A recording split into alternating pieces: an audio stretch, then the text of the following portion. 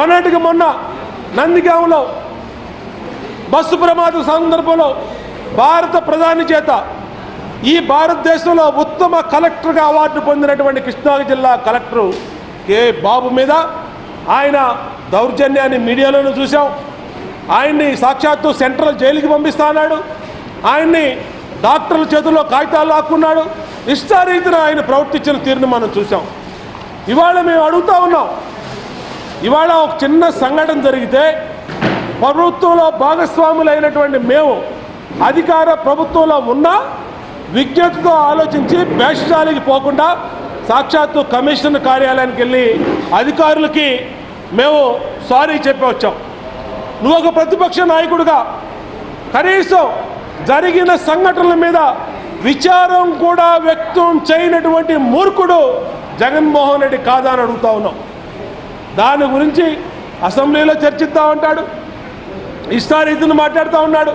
మేము అసెంబ్లీలో జరిగిన పరిణామాల మీద చర్చించడానికి ఈ ప్రభుత్వం సిద్ధంగా ఉంది. ఈ ప్రభుత్వం వెనకడుగు వేయాల్సిన అవసరం లేదు.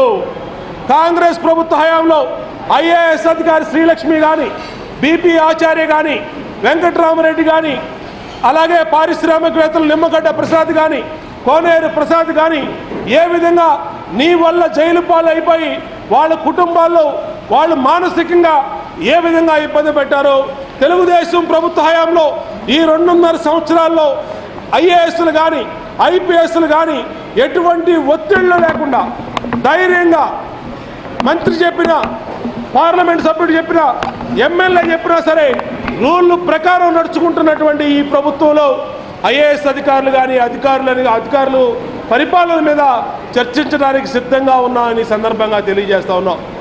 నీకు చిత్తశుద్ధి ఉంటే అసెంబ్లీలో రా, చర్చిద్దాం.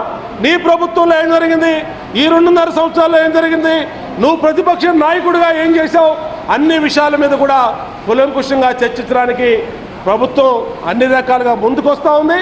ఇప్పటికైనా కోరుతా ఉన్నావు, నీ ప్రవర్తన మార్చుకో, నీ తీరును మార్చుకో.